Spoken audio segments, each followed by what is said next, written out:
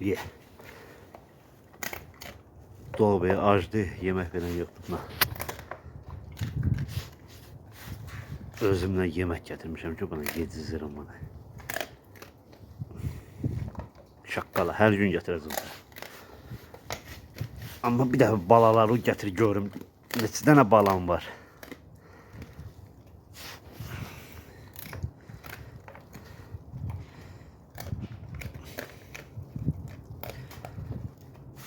Yazık da Allah'ın eyvanıdır.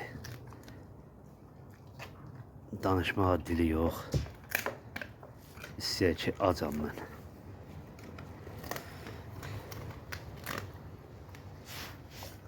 Ye. Sabah da getireceğim. Her gün getireceğim sen yemeği. Ama bir daha balaları getir ben görüm onları. Dostlar elə bir yerde balalayıb. İnansan keçməyə yeri yoxdur. Elə tolka özü keçib gələ bilər.